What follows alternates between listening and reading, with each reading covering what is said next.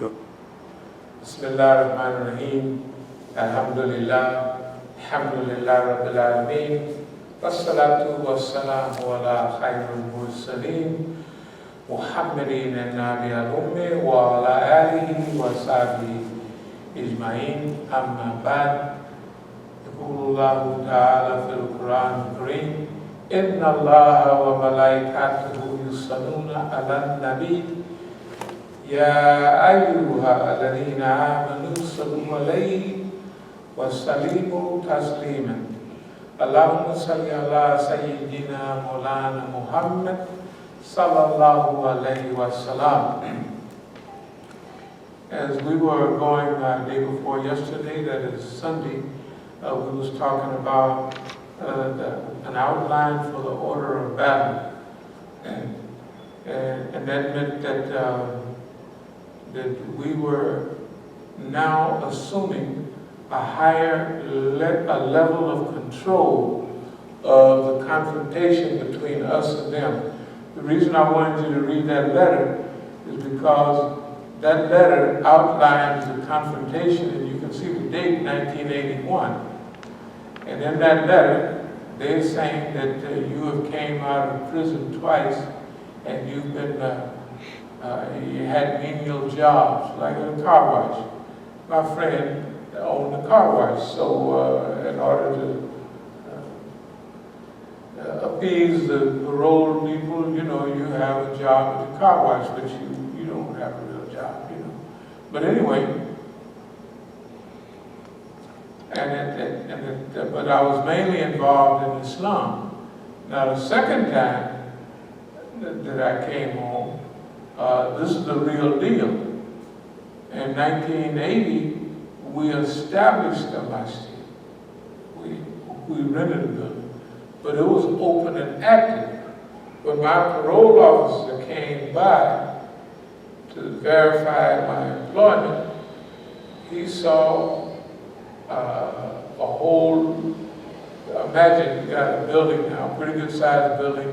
You could smell the new carpet, you could see the new paint. At that time, paneling on the wall, you can count each panel and say, this panel, that's a good paneling, that costs da-da-da-da, this is carpet, da-da-da-da, da-da-da-da. He can add up. So first thing he says to me is, I thought you didn't have any more money. So I said, no, I don't have any more money. The people help. Of course, the people didn't help. But see, when you associated with having a lot of money, you have to declare your money. And so when I come out, I sign a statement saying that as it appeared, I am broke. I'm flat broke. I don't have no money. So within 2 weeks, no, we opened a masjid when I get out in March 1980. I think I get out around March 7th, something like that. But the masjid is open for business by the 21st or the 22nd, you know, of that month. So my brother had found a building while I was still in. I came out on a furlough in 1979 for 4 days, Christmas furlough, and I looked for a masjid because I know I'm getting ready to come home. Couldn't find one in 4 days. So my brother found a perfect spot. And as soon as I got out, he rented it, or he rented it before. And when I got out, all we did was paint and carpet and everything. So this is what this is about. Okay. Now you notice that it's full of lies. First of all, they said I went back to prison for battery on my wife because I wanted to her to borrow money on the house. Right. Now, when I got back, they violated my parole, and I did another 14 months. The only problem is my sons was there. One was 11, the other one was 14 or 15. They full grown. They hear the whole conversation. They said, well, what happened? So with them, she has to halfway tell the truth. I wanted to borrow money on the house, and he hit me. I did hit her. I said, this is all you got. I gave them the house. You don't borrow money on it, just take it easy. If you need some money, just relax. Just relax and hold, just take it easy. You have to pretend that you can't go buying everything right away, or they know you got money. So anyway, I did. I popped upside the head, and so the police got involved. So that wasn't enough to just a confrontation. Family confrontation is not enough to violate your parole. So the parole officer and the people are there coaching her, telling her what to say. And they would say, that won't do. And so this is more like it, isn't it? You know, when they get the confession or something. Right. That what really happened was he wanted you to get a loan on your house to finance. The dummies don't know the Masjid is already open. He should remember it's already open and running. So I don't need any money. But anyway, I wanted to see that the government has been trying to what is that, 40, 35 years ago? 81. 81? Mm-hmm. That's 35 years ago. Yeah. So it ain't no, when you see stuff go on dumb between me and the police, and they give their side of it, that's the way they give their side. Nobody hears mine. Right. But the people know, like my son said, Dad, they told her to say this, they told her to say that, and they even said, they would say, that's not good enough, you know. So that's the way it is now. I want to reiterate one thing about our history as a group of people. The only difference between myself, that letter, and what's been going on is that my friends who were big Negroes accepted the authority of the system. That's the difference. When you reject their authority, then the confrontation really picks up big time, and you either sink or swim. Since we haven't sunk, we have evolved and evolved and evolved. That is the physical reason for our evolution. Now we know it's all from Allah subhanahu wa ta'ala. But would you pass that to Brother Two? Do you have your glasses? Just as I'm talking, just you little fill in. I'm going to start, and I'm going to try not to take too long. The outline again is the order of battle. What I really want to talk about is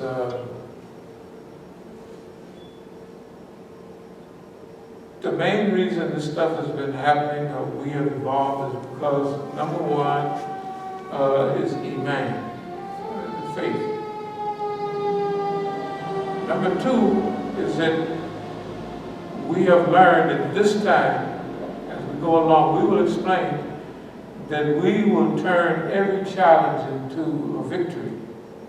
In other words, we've said it a long time, but we're going to show the people how you turn every challenge into a victory or an opportunity. Okay, now, we can't lose. There's no loss for us in this confrontation. Like there's no loss in the last confrontation, or that last period, even with no one hearing our side. Although in the last 3-4 months, people are beginning to hear our side. Therefore, everything is changing. Now, hearing our side means that we have to tell our story, and everybody is going to be against it. Everybody, like the people here, they had a thing out at Watkins Park, I heard, I didn't go. Everybody there is a pack of liars. Everybody that was here, Abdul-Jalil, Hafiz, and all that, he's already made statements in newspaper. The reason I came because the Masjid Islam was the house of the truth, and they confronted the evil, and so I came for a visit and I stayed. He's already said that. So if he pop up and say something different, he's going to have to say why. That's what's going on in Oakland. I'm going to state the case, but I'm not going to state it as that. whining about, oh, they did this, and oh, they did that. I'm not going to present it in that way. I'm going to present it, these things did happen, but I'm going to present it in a way that the people will know that you can challenge the system as it is, and you can change the world that you live in. You can influence the world that you live in. This is what we want people to know. We're going to show them how to do that. This is a mixture. We always talk about whether it will be 10 to 15 to 20% history, what happened in the past, and 75 or 85 or 95% the future. Well, we're going to combine it. We're not going to put a number on it, because we're going to combine the future and the past, hopefully in a perfect combination. In other words, it's going to take the two forms that we always discuss. Number one, above ground. And number two, let's call it, from their terminology, which we've been doing all along, but on a higher, we're going to do it on a higher level, leaderless resistance. We're going to do both. Now, they try to produce the environment where you will lose confidence and you can't establish a community. The white man not going to let you. If Imam Jamil established a community, it was a police. Anybody else established a community, it did not reach a level of excellence. The only people that we allow to establish groupings is ones that adhere to our line. If they adhere to our line, they can establish Masjid, satellites, and everything else. They can do that. But you can't. We're telling them that's bull jive. Not just go around, homeboy. We're going to do it in your face and with excellence, and using it as a teaching mechanism for everybody else, teaching them what is possible. We're going to establish what Allah's help. Remember, the number one is Imam. It's not bodacious Negro talking. If it's not based on Imam and Allah's risk, then you'd be lost. You'd be just another coon floating in the wind of history. So above ground community, on the surface, right here in the Southeast, right here when property values is going up, right here when Negroes are being pushed out, it don't make no difference. We're establishing on this community, in spite of our knowledge that they will try to pack the deck with 95% snitches. But we're going to do that anyway. Why? Because the people that come here will have to go along with what we said in 2010. They'll have to cooperate on a certain level, where it's not a level of trust. Oh, I trust you, good Muslim. No. Here's certain things. If you're going to live in one of the houses, here's what you kind of have to do. And the first thing you got to do is listen to all the CDs, read all our As-Sabiqun, and so you have an idea of what's going on. So you can't come in and spill milk and set a house on fire. So I didn't know what I was doing. We're not going to do that because we can't afford it. It's not a Nation of Islam type thing. Like, they can care less whether you're the police or not. They're going to give you papers. You're going to stand out there in the rain and the sun and everything else and push papers. And the only people who's going to be ministers and captains is whoever they are. That's the way it's always been, right? Something's going on.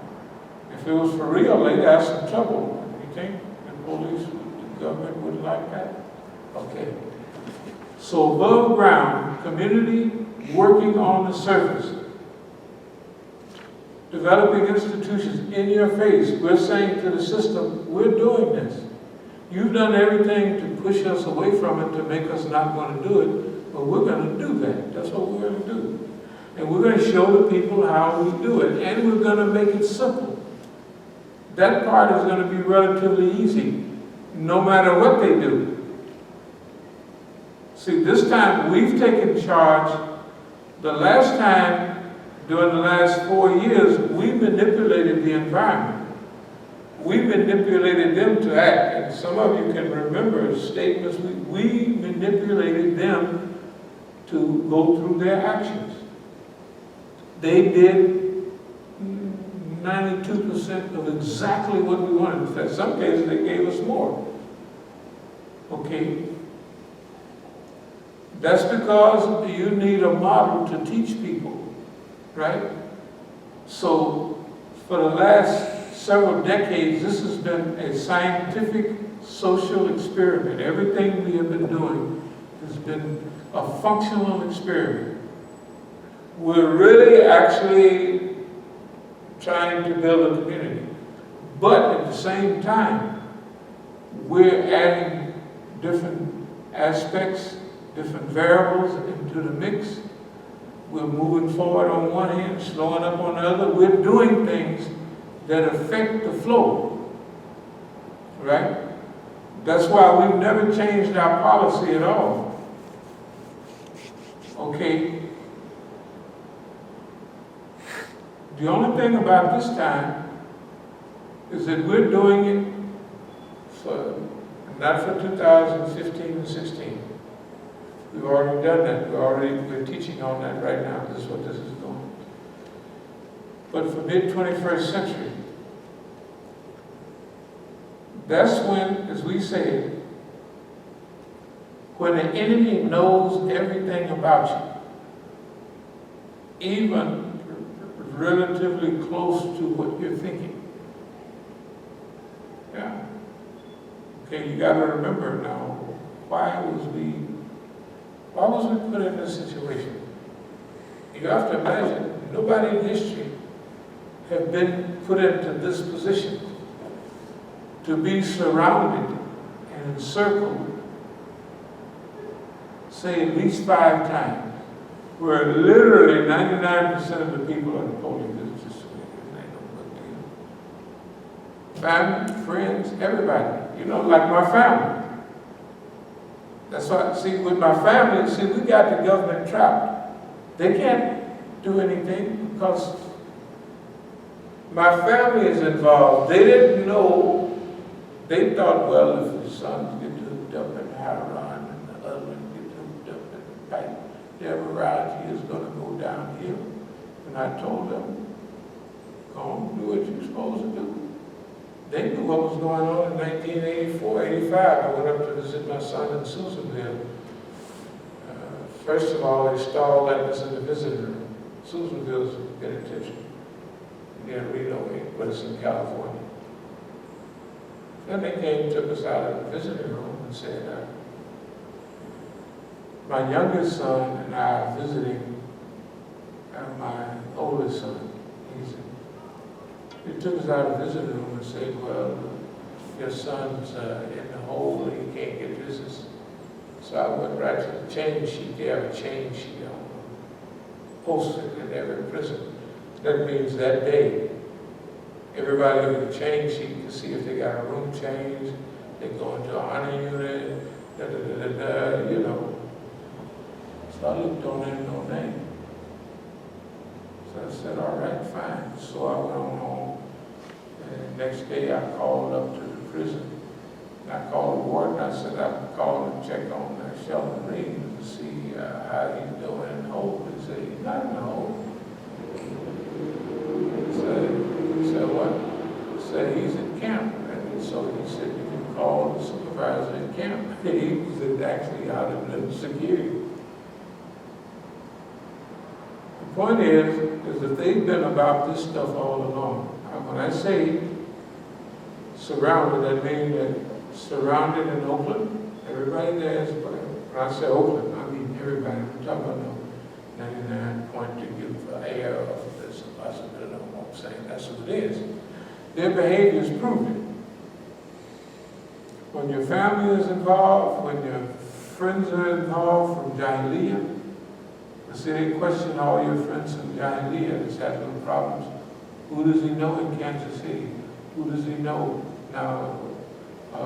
Who did he hang around with most? So they know literally from surveying all the friends of mine that had problems with the government, they know they can draw a line, a connection between what they think, everybody I know, this is what they're thinking.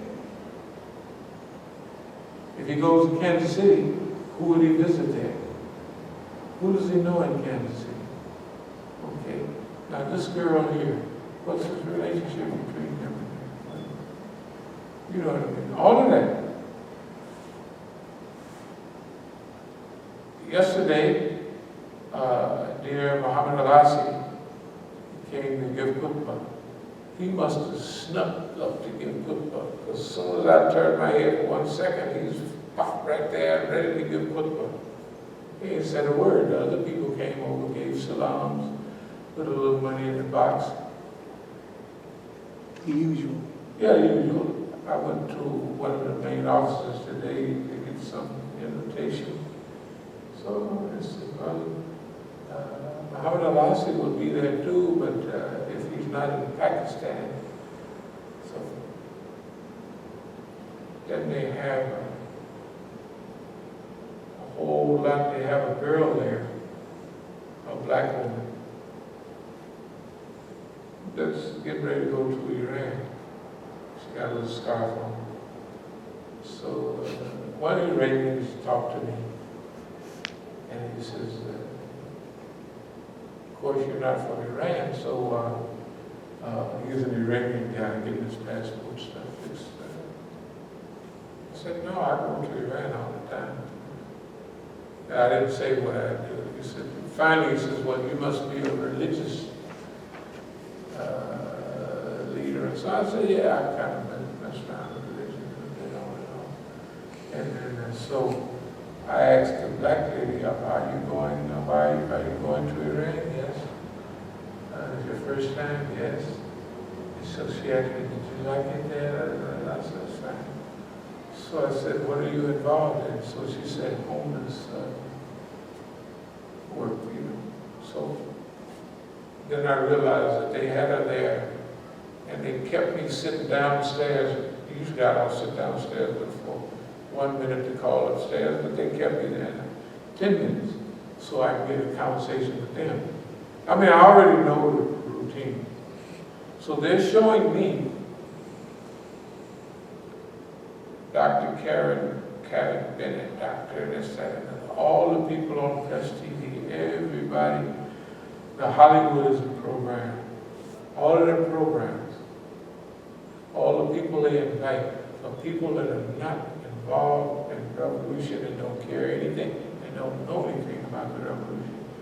And they want to let us know, let me know that I know what I've been knowing for 20 years, you know. But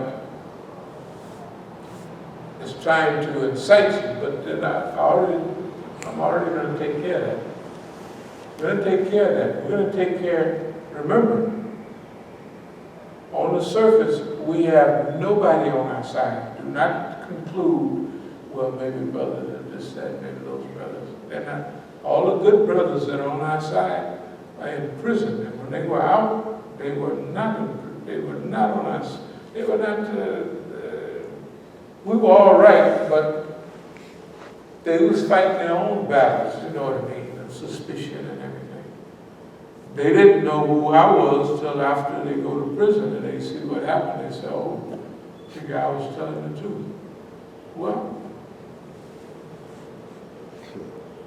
generals fight the last battles. We'll never do that. We never did then. We won't do it now. Like, fight the last battle, we fight what happened in the 1980s and the 1990s. We're in control, we're not do this because we'll lose control. We're getting on out there, we're going big time. Not only that, the good we have to do got to be big good, a little bitty good. It's not enough. That's not arrogance. The Quran says it's okay to compete in righteousness, right? That's what we're saying. We're saying under those conditions. When we say we want to be a $150 million or $150 billion organization, that's what we mean. Because we have to force the other institutions to go along with us. There's two things that will have them sway in our direction. There's three things. Number one is longevity and survival. Number two is power. The thing that nobody never wanted us to have, our best friends, they never wanted us to have power. That's why our friends, they would throw money out the window other than to give us money that we need to do what we need to do to help them. But when they realize that we're independent, and we're going to stay independent, they only gave us maybe out of all these years, $100,000. Then they said to make it legal, the Jewish lawyers told them, you have to get some kind of property, something. So I signed that house. I said, okay, we'll get a loan and we'll put that house up for my friends. As soon as we got the money, my best friend was head of the show up there. So I said, how about a little debt forgiveness? So he signed it off. Debt forgiveness, therefore. But the lawyer might have, which was the Zionist, Habibi's lawyer. So he's a police. I told him to take the lien off the property. I have to double check. I don't know that. I care less whether he took it off. I got the paperwork. Don't make no difference. You know what I mean? But anyway, so I'll try to speed up. Institutions in your face. The ability to manipulate environment, people, events. And now, this is a system. The system has the ability to manipulate the environment a little bit. In the past, they had a lot. To manipulate the environment, to manipulate people. Just like I say, I go over there. If I have a scheduled visit somewhere, they can manipulate the environment. Here I come.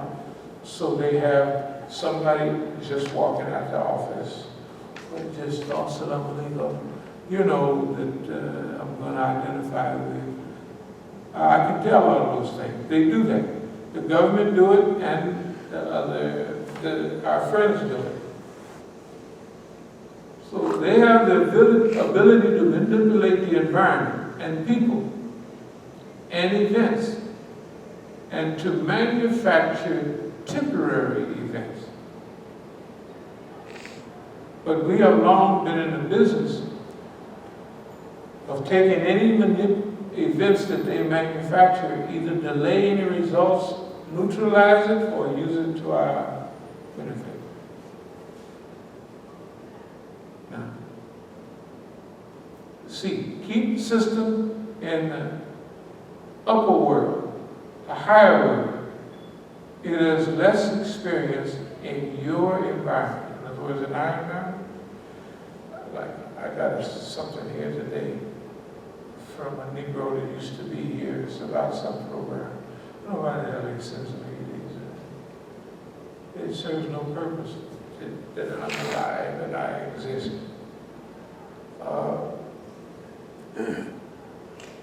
A person like that has lost all respect because of their behavior. I mean, there's no humanity in it. There's no, I don't care what they do. They could fly airplanes for the Royal Mounted Police. I don't care.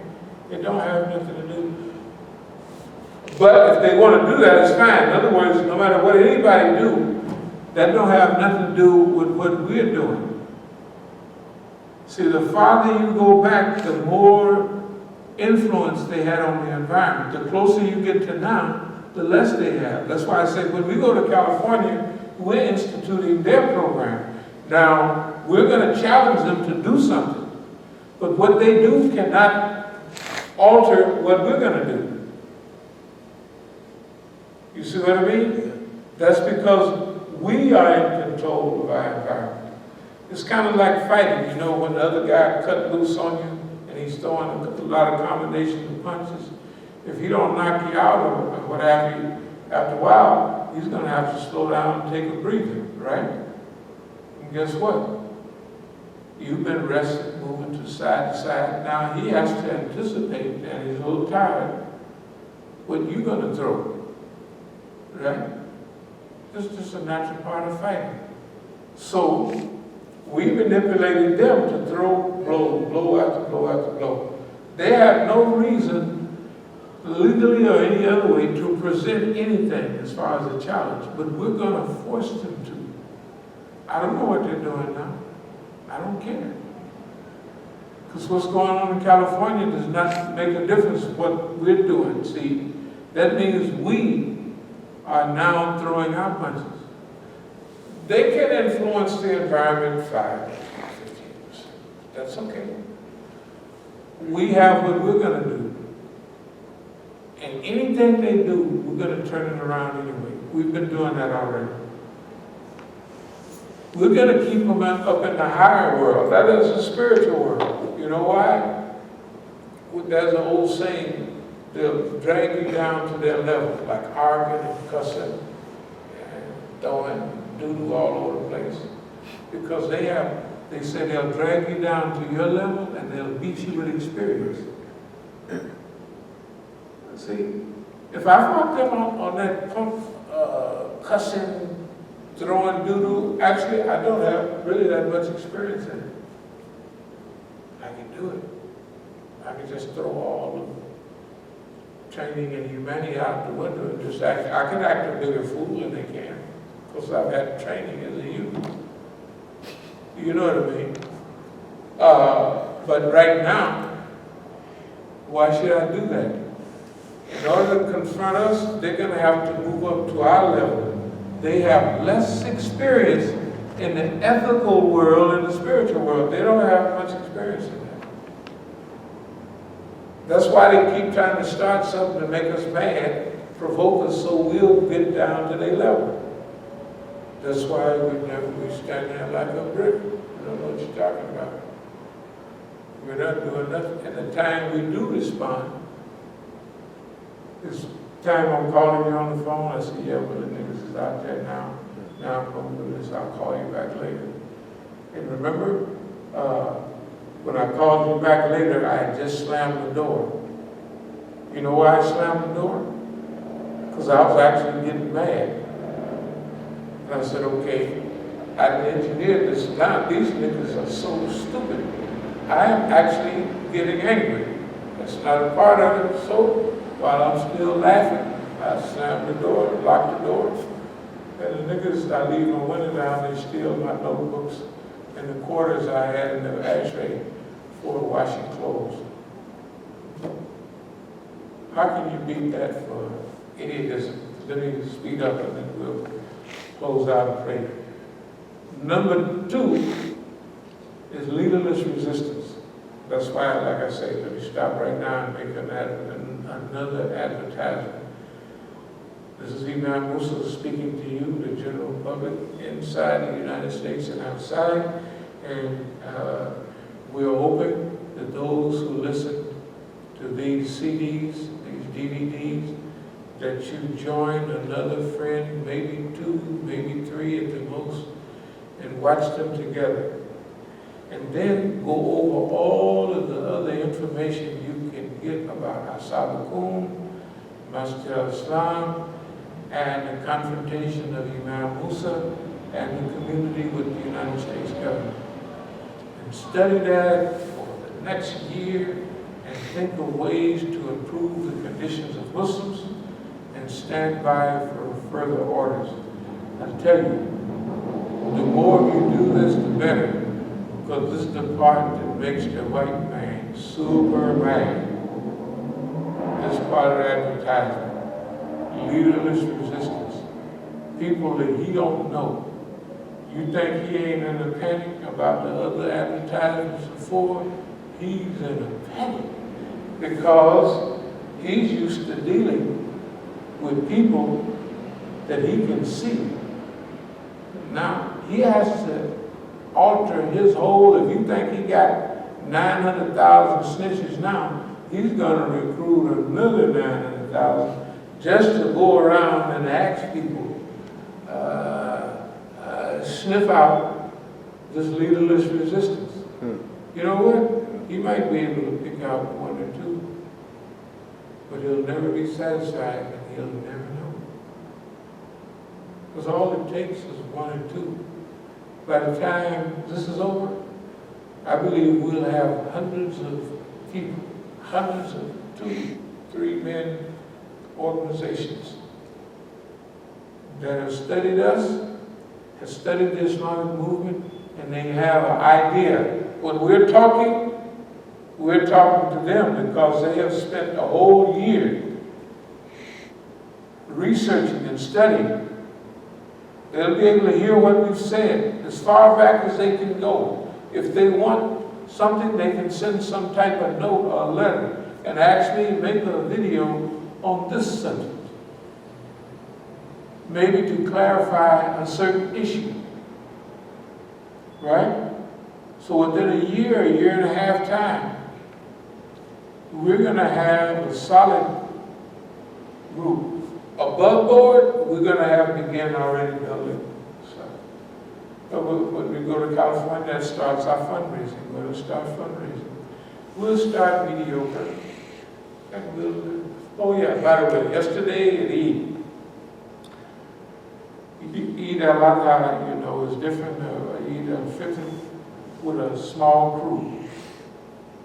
We only gave Eid al-Fitr, what was it, about $7,000? It was a little more. Eid al-Fitr. Yeah. It was a little more. It was about, it's over 7,000. That's not bad. You know, for us, for what we're doing, that's not bad. Yesterday we got about $1,800. Now, don't worry. That goes into the miscellaneous fund. You have $1,800 mess around. That's what we usually just pay some bills a day, stuff like that.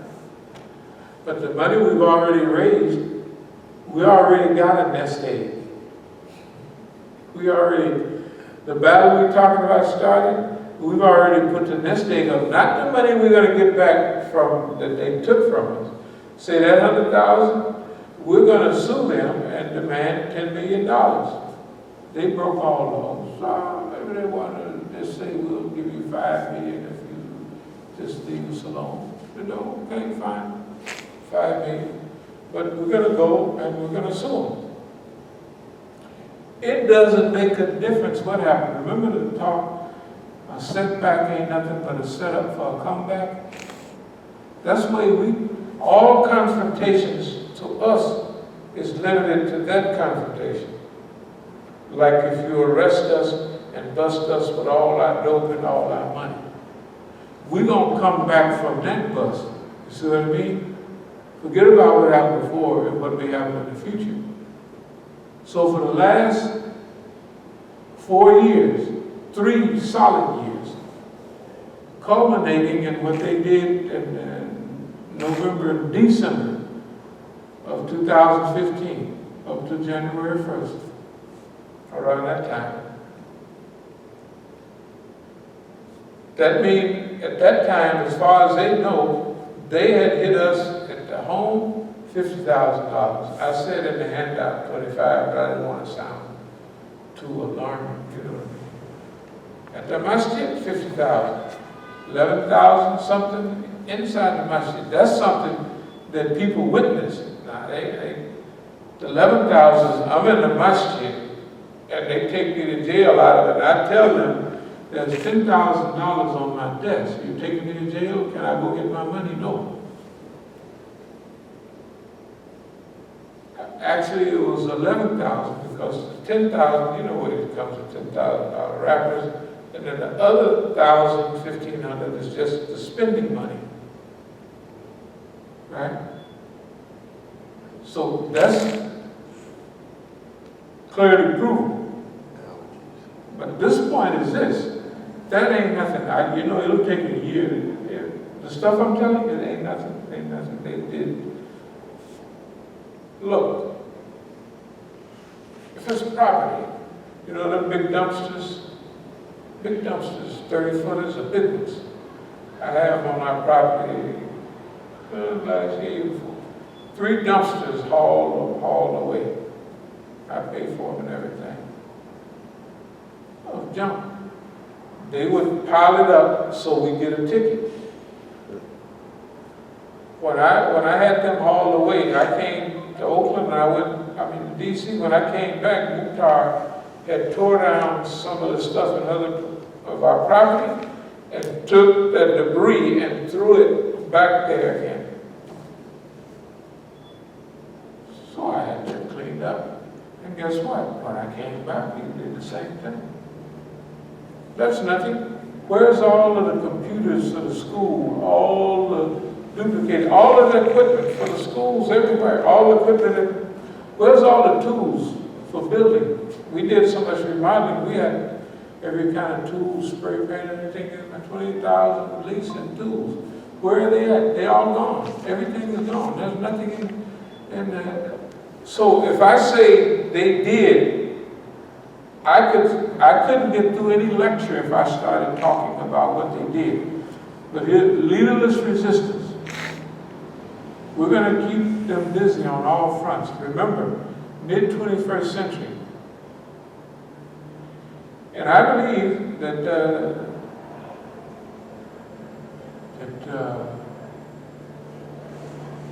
there's a lot of people watching what we do. And what we've done is a miracle. But I believe there's a lot of good people waiting for one more miracle. That means collaborators, remember, everybody has seen what's happening. It's not only my family, it's Abdul-Malik's family, Mukhtar's family, the families of Abdul Rahman, all his family, all of the snitches, Imam, all their families, everybody, their families is involved. See? So, you can click the thing on off if you like. Remember I would tell you how Abdul Malik's family would always meet me on the trail? The top one on the left, just push it to off. Yeah. Remember he would have his sons run the trail and they would run right by me and they would do like this. It's just psychological harassment. Okay? Now, just think about Jamila, his wife, all of the other people involved. They have seen what he has done and who he's incorporated. And guess what? All of those people, all of those actions haven't produced nothing but failure. See, he billed himself as the great matchmaker and the great manipulator. Because remember now, he's there, he's got free hand, so he goes to the boss, he says, you give me more and more and more authority, you give me, the more people, and the more teams, the more I look forward, They created organizations, side organizations for him. It was 20 years ago when they created MSA West and our organization at UCLA, also we call it headquarters. The Brotherhood was visiting. That was 15 years ago. I was in headquarters when the World Trade Center was here. That was 15 years ago. So what we're talking about is a 20-year run of those people. Can you imagine, with all of the system with them? But we don't have nobody with us. Not just all of the local Oakland snitches, the whole of California. And everybody, that means every agency of the government is with them. That means the Iranians are with them, the stooges now, not the good ones, the big ones. See, in between. See, it's our job to clarify these people here and back in Iran is trying to undermine the Rahbar. Well, they made a mistake. They made a mistake by effing with me. Because I've been telling them for 10 years, what's going on. And so they go out of their way to let me know at conferences that you're not welcome here.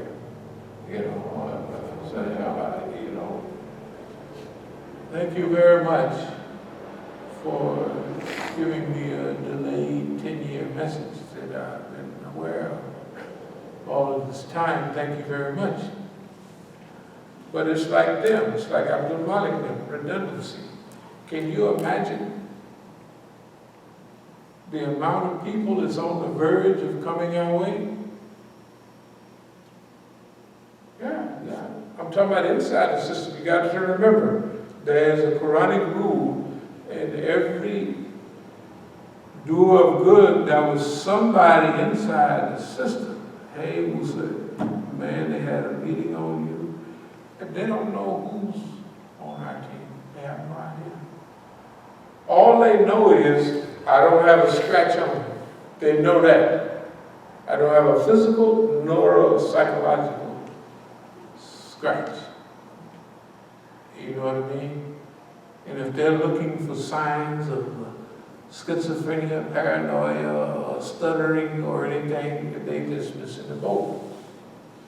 And if I come in a lecture and I forget one word, it's because, like day before yesterday, I didn't prepare what I was going to say. So I had 1 minute, you know what I mean? I come up here and sit down just like this, So you may be thinking, I'm missing one word. No, that's not Alzheimer's or nothing. That's just, you used to having a whole day to prepare what you're going to say, and now you have 2 minutes. Anyway, so they're waiting for a big miracle. When we challenge the government face to face, like we're doing now, we say, we are going against you, this is what we're going to do. And when you do what you're going to do, we're going to whoop that and we're going to turn it to our benefit. Okay, we're going to do that in front of everybody. That's the reason for it. Nobody can say that it's not real. You see what I mean? Like nobody can say that these clowns, Abdul-Malik, Mukhtar, Abdul Rahman, the Egyptians, Imam, all of the whole crew, they can't hide the fact that Zaid Shakir came to California, came over to help Hamza Youssef to put the final levers on the control of Islam in that region. He will control, the Great White Sheikh will control the Sufi, non-violent, sweetie pie crew. And Zaid Shakir, through his tough talk, will control, manipulate all the Negroes. That's what they do now. Does he talk tough now? He talks a little, he talks as though he's the expert on everything. Political science, yeah. If you didn't know him, you would think he was a real militant guy. Yeah, he gives another oath. Okay, it's a great honor to try to convince the encirclers without depending on the result. So it's an honor for us to work with our people, the collaborators, the tappers. It's an honor.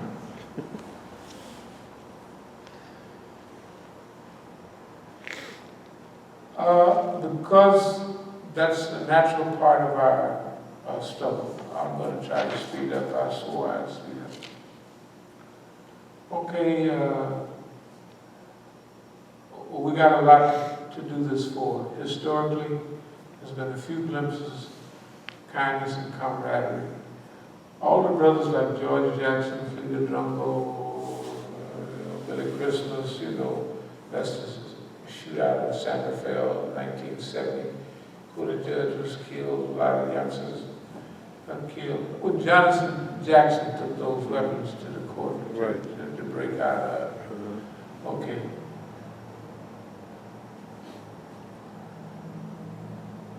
See, all of those brothers, we were younger when I left the penitentiary, and I left most of them in prison. But we were young, like, when little kids are perfectly honest, and they won't tell like the kids here. I would tell Fatima and Sakina, you gotta keep up on the kids are destroying $1,000 a month worth of property, they're doing this, that, and other. You gotta kind of, they wouldn't open a word. Why? Because they're kids, and that's the morality. Supposedly, kids don't tell on kids. I know we didn't. And a kid can come by, he's 7 or 8 years old, he'll come with a new guy. This is my friend. He's known him an hour, and guess what? That's his bosom friend. Because at that age, there's no rigmarole, no, this is my friend. But we're committed to each other. And it's true. Okay. With many of my comrades, we separated when we were teenagers, late teenagers, and just becoming 20 and 21, while that childish ethics was still in play. You see what I mean?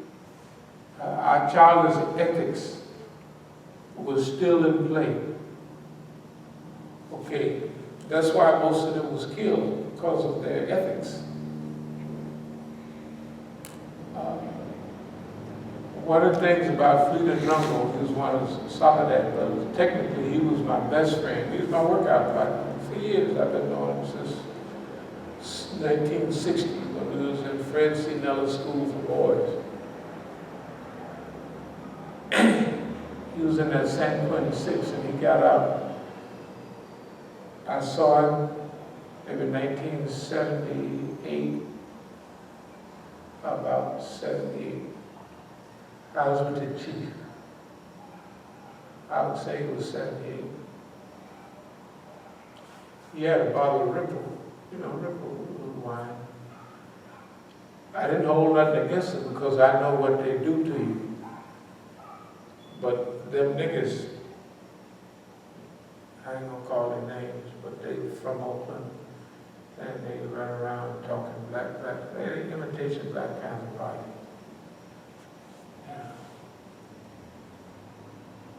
I was having a program with them, and they was laughing about Fleeta Drungo. They said, yeah, we invited him to speak at the program, and he was huddled all up in the corner. See, these was armchair niggas. They never put their life on the line. If the system psychologically breaks one of your people, you have sympathy and love for them. You know what I mean? These niggas have never been scratched in their life. From then on, I hated them niggas. I didn't tell them what I thought about it. They know, and I told everybody, so they know it. But see, at that time, I didn't have the solution myself. At 78, I was still struggling for you can see that letter, 1981. They say you came out and you were working on, the first time I was struggling with Islam.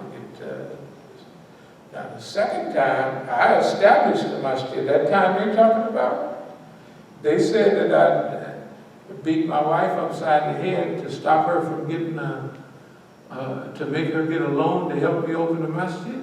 No, my sons was there, and they said, Dad, they told her to say, because they was there, and I told her, boys was listening. I said, don't get a loan on this house. That's all y'all got. That's all, because I gave them the house.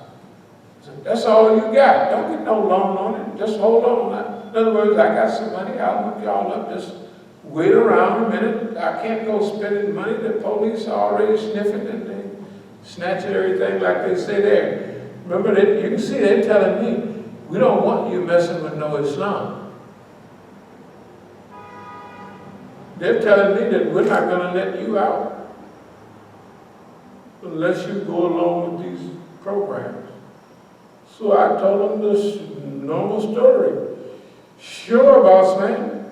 I didn't tell them the Masjid was still open, and we kept the Masjid open while I was in jail. I couldn't have needed no money from nobody if I'm paying rent from inside the penitentiary. Right? But you can tell the venom they had for Islam. So that's 1981. That has not changed. It's only increased.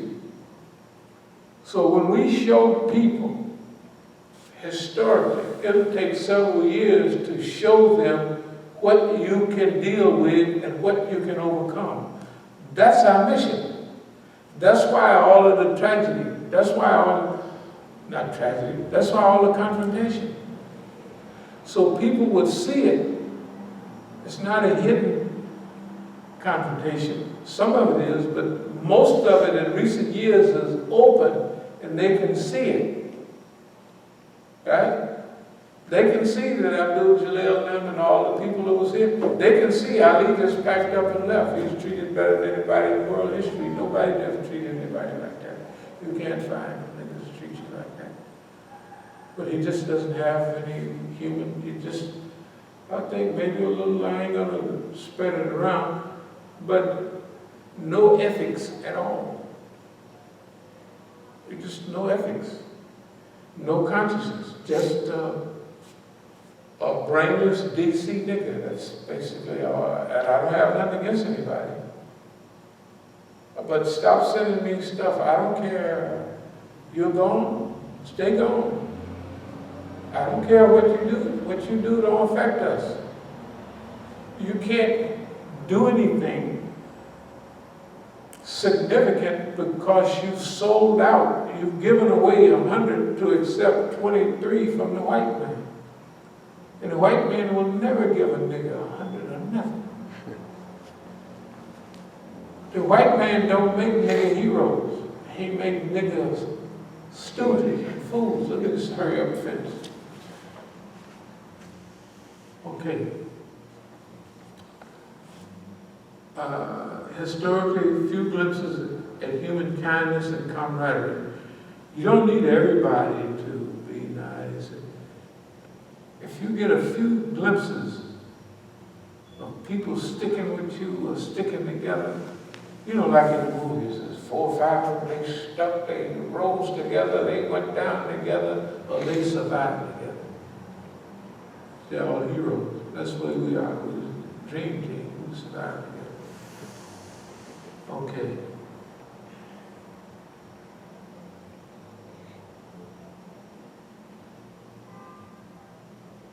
The last thing I want to say is when we go out there, before encounters, we're going to write the script. Like we'll have our camera like that. And if we have any encounters with anybody, or places we go, we make speeches in front of the newspaper, the banks, wherever, the police departments. We're going to put those on camera, but we're going to have our script ready. We're going to have our script for what we're there for. Now, we have our confrontational script. If people come and start acting a fool, we flip to the camera and our confrontational script. And we're doing it as a reporter. This is what's happening at the front of the Bank of America in Eastmont Mall in East Oakland. That's what these people are. This is the guard. This is the bank people. We've been at this bank or these banks since 19, God knows best when. And this is what's happening. This is our report. We'll go right on there.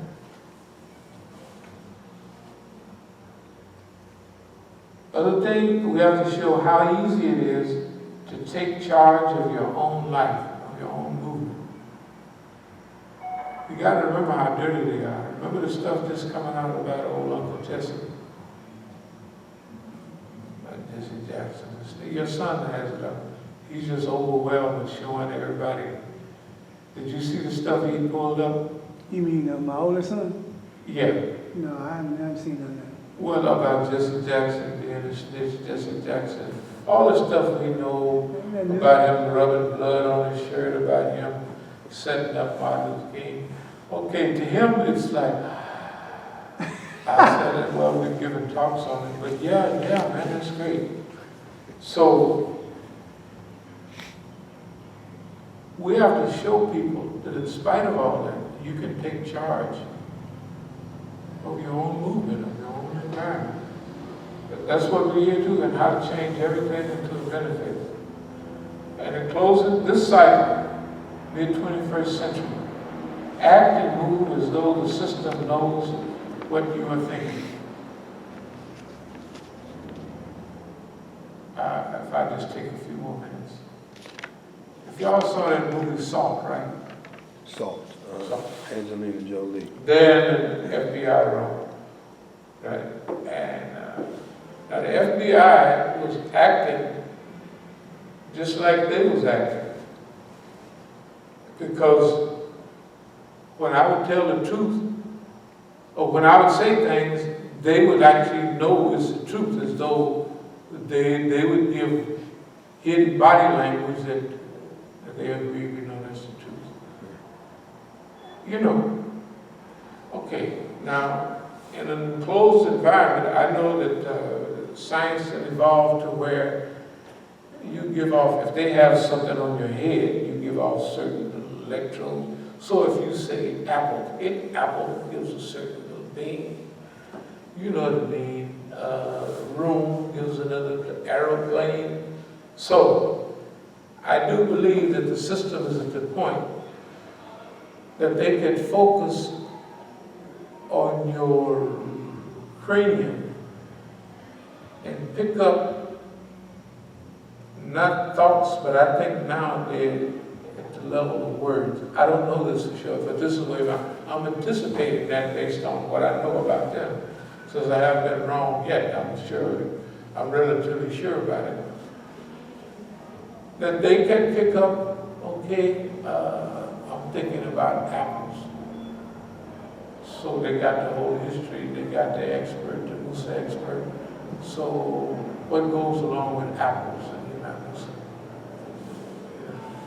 He's thinking about strategy right now. He's reading strategy, he's thinking.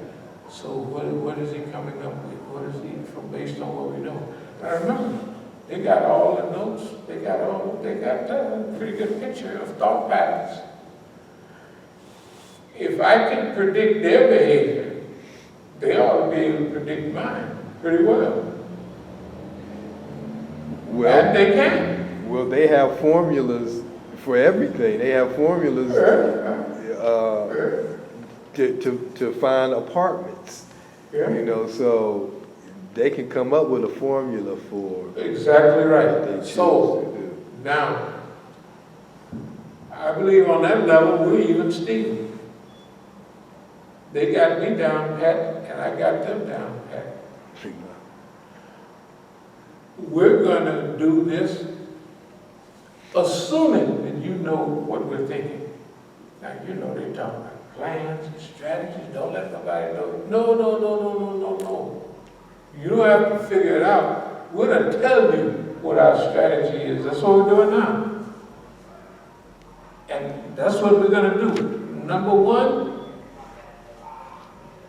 confrontational strategy, community building in your face. And this is what we're going to do. Number two, leaderless resistance. So this cycle is the mid-21st century. Act and move as though the system knows what you are thinking. See, because during the next phase, they're going to be there. The people are not going to be there. The people have a lag time. See, since they don't confront the system much, they have a lag time, you know what I mean? And what you hear on WPFW is 20 years old stuff.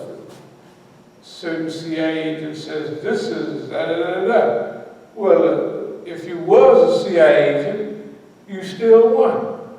Former FBI specialist is now telling all the radicals, yeah, he'll tell you what was 20 years old, what happened way back when, right? So he'll become the expert. We telling the people what they did then, what they're doing now, and what they're getting ready to do. And guess what? We've already done it. If y'all agree, we've already done that, cracked that nut. We've already told them what they've been doing. And we would tell them what you're doing now, Mr. White Man, and this is what you're getting ready to do. And he felt it. So,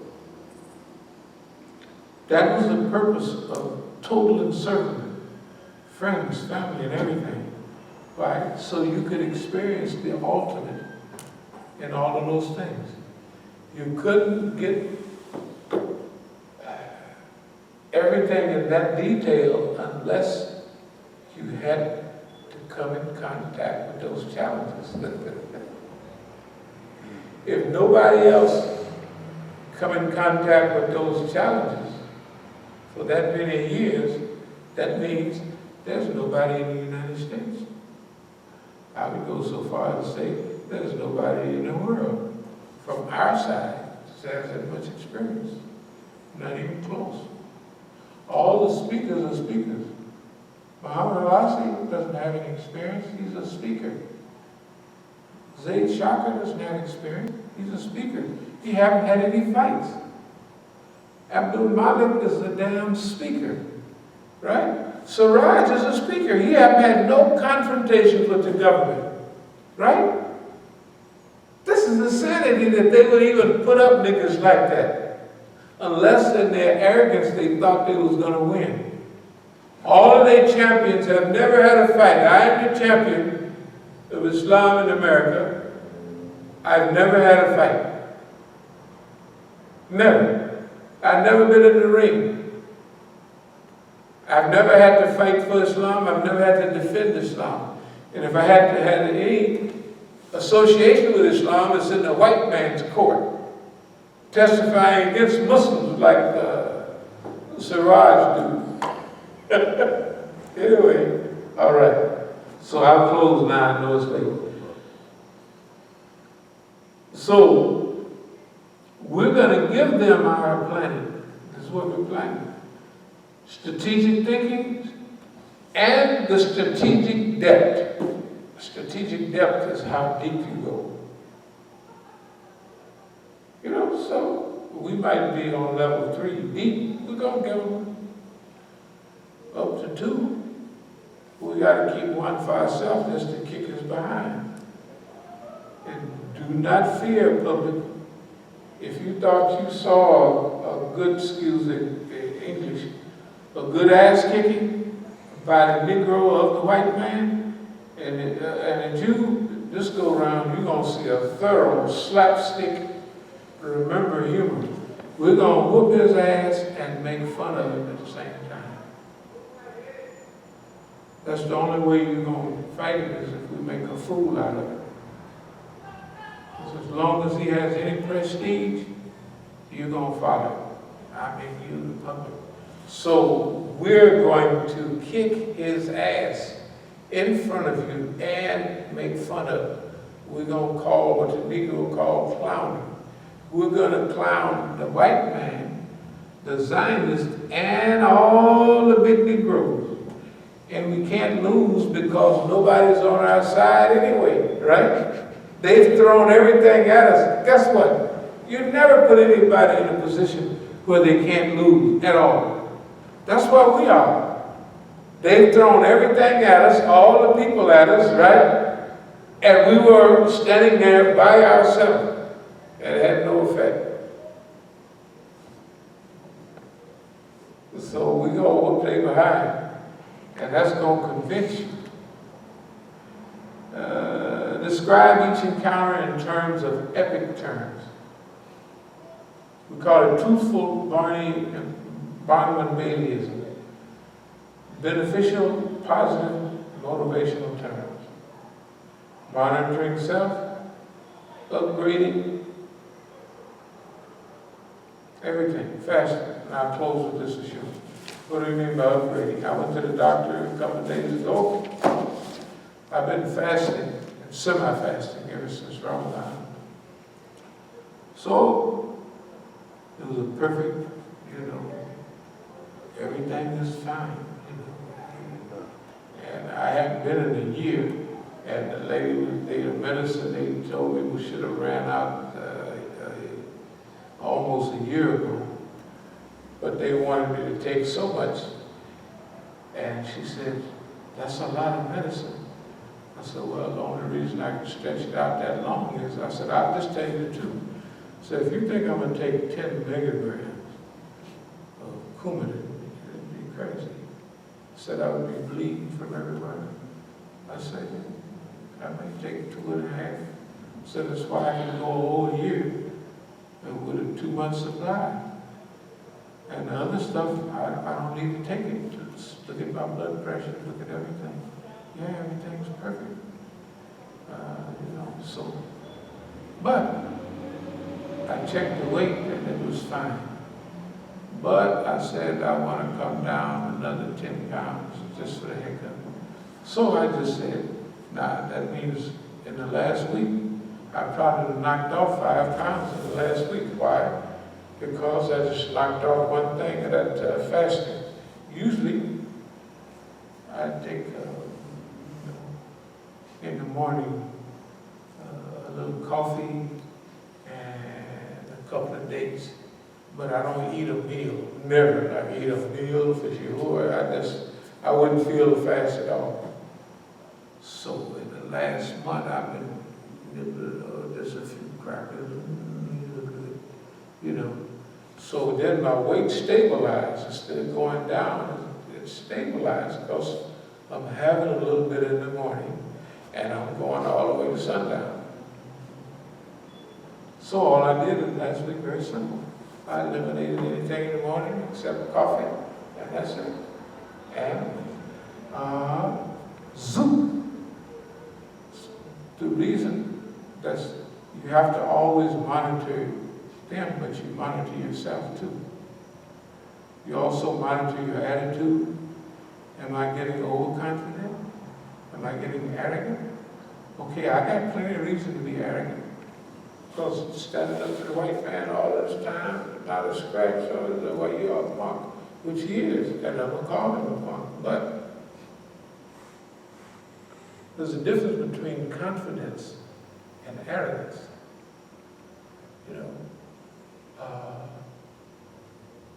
It's not avoiding a fight with the white man or even not wanting to, is desiring to fight. That we've been training for this fight. This is our Super Bowl. We want to be here. But that's with confidence and not arrogance. And I will close. I don't think we can lose this. This might be the last go-round or the second to the last go-round. We've been saying it for years. But this is going to be a much bigger one. When we finish this cycle, we're going to be some big Negroes. We're going to have our own institutions, probably our own movie making and our own national and international distribution. Yeah, we're going to do it on our own. So I have 2 hobbies. One is selling cars. It's a hobby, not a business. That's why I sell them when I get ready. It's a hobby. And media. Just like I got boxes of pictures from the movement and everywhere. I used to have all the cameras taking pictures. Well, after they stole 5 or 6 of them, now I'll just take all of them like I've been taking them with my other camera. But we're going to really go into media and presenting people with first-hand, on-the-spot, non-edited, live Negroism. Thank you very much. I didn't mean to take it that far past. Good. gone online. We're actually 1 hour past. That's it. We can close with Halas. Bismillahirrahmanirrahim. Halas and Nam Sanalafi Bus.